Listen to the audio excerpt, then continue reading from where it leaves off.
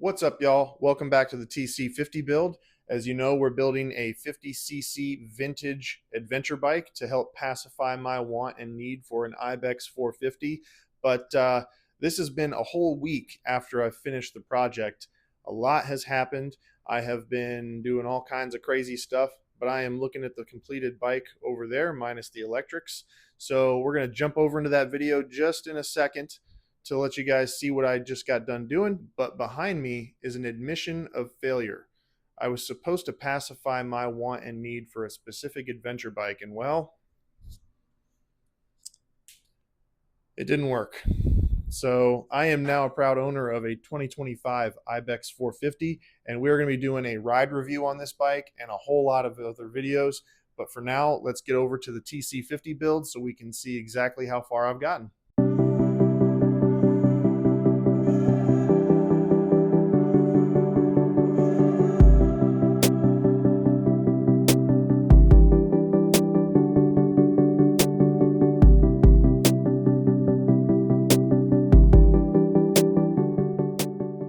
We got all the plastics off the bike, and it was mostly easy. But this one side cover, the Phillips head or the JIS, there is a difference between Phillips and Japanese industrial standard, and I used a JIS screwdriver and it was just rusted on, so I ended up having to drill it out and then take it out with a pair of vice grips. But we've got all the plastics off. Now we've got a good view at all the wiring, and the good news is whoever took this bike apart, they left all of the connectors for all the things I'm going to need to put it back together. So that's really exciting. All of it's buried under here. There may be some frays and things here and there, but I'm not too worried. I think I can work with this. So the rest of it is going to be wiping all of the oil and the contaminants off of this. We're not going for the best paint job in the world. We're just going for something that looks pretty good. And you're going to see exactly what color I picked. And you let me know, do you think I picked the right color? Because I think it's pretty awesome. But I'll leave that up to you. And we also got exposure to the frame, and the frame is super rusty. So I'm just going to degrease that really quick at some point and just not even take it off, take the bike apart. I'm just going to spray black all over it because it's good enough for us. And adventure bikes get dirty, so we're not too worried about how clean it is. So let's get all of this stuff cleaned up and sanded so it's ready for paint, and then we'll get outside and we'll start painting.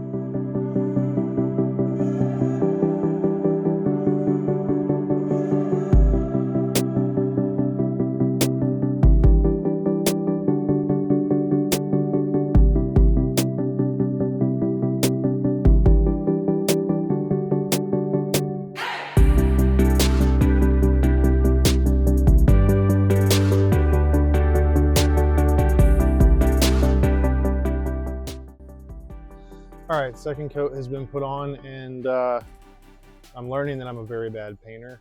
I don't remember it ever being this bad, but this paint in particular seems to be running a lot. So these colors do run. Not really feeling like doing a whole lot about it. I'll let it dry and then maybe throw a quick sand on that again, and then do a very light finish coat before we let it set. And then I think we're done with the painting. And I don't really care what it looks like. If it's got a couple runs in it here and there, as long as it's not terribly obvious, we can cover most of it with stickers because it's an adventure bike. Most adventure bikes should be covered with stickers entirely by the end of their life. So we're giving this a new life. Therefore, we got a long time to cover up all these imperfections. So let's let this dry, and we've got a couple boxes we're going to go through, and we can kind of see what all these parts are and what we can get into and start to put this thing back together. The mailman just came and dropped off all of this stuff, and you're going to get to dive into this with me and see everything that I bought. I think I already made one mistake, but we'll see when I get done opening everything.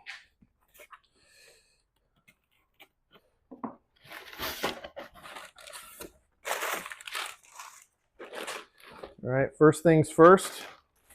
These were like $9 for some bark busters.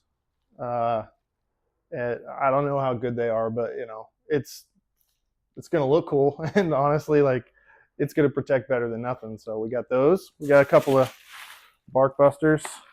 Sorry, that's like saying Kleenex. We got some hand guards for this. This is the one I think.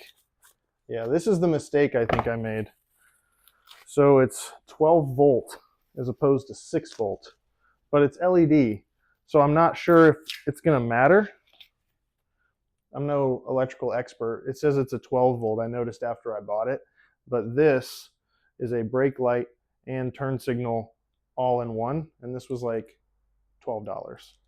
But it's got all the wiring that I need, and the wiring I think I need is already on the bike, so we'll just add some butt connectors to that, or some quick connectors, and hopefully puts out enough power. I don't know why it wouldn't work, but if you're an electrician, drop it in the comments as to why this 12 volt LED may not work with a 6 volt. Brake lever switch, because I have one on the bike, but it's really old, and I figured if it doesn't work, it'll just be nice to have like a universal spare. So I've got one of those. Here we go. You saw the paint scheme that I was doing. We're going with like a cool Suzuki yellow, kind of gonna look like the new DE V-Strom 800. That's like kind of my inspiration a little bit for that. But we got these right here. I've got a bunch of them. I think I have 7.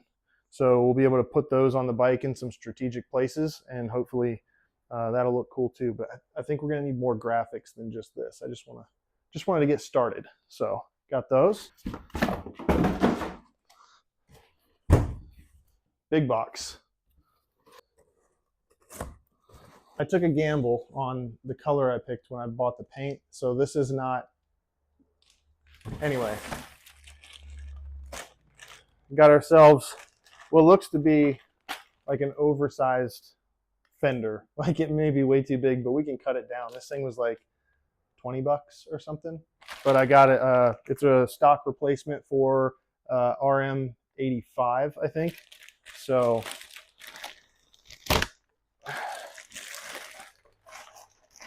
if we cut that down, I think it'll be fine. We'll maybe give it like the same look as the DE 800 V-Strom. We'll give it like a duck nose, duck bill type look, you know, because that's like a true adventure copy off the GS to have that. So I think we're gonna do that. You may have noticed I hadn't cut a hole in the front of the fairing yet. And that was 2 reasons. One, I was lazy and I didn't really think about that before I started painting. And 2, which I think sounds better, I wasn't sure what headlight I was gonna have. So I ordered one. It is 6 volt compatible, and it's going to be here, I think, on Friday. So when that shows up, we'll kind of mark that out, cut it, and we'll just do a quick, you know, spray of the edges that we expose and any damage we do to that front paint. But I think right now we've earned the right to put all of the plastics and the tank and everything back on the bike so we can see how it looks. We got a long way to go on the wiring. That is an entirely other video. But I think it's gonna be a nice motivation to have all the stuff back on the bike to really visualize like what it's gonna look like and give us something to get excited about. So let's check it out.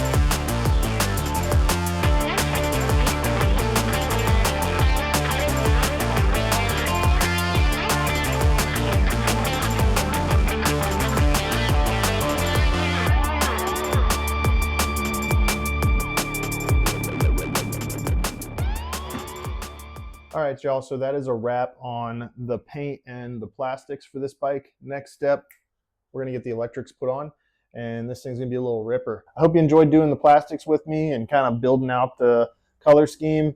I've got a lot more to do.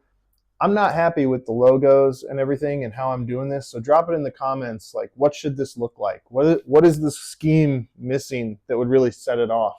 Should I be painting the engine? Should I be redoing anything specifically that you think would look awesome? And remember, we're going for like that DE 800 V-Strom kind of look. Maybe maybe a logo that says I-Strom, you know, single cylinder. But let me know in the comments, and I'll see you in the next one where we dive into the electrics.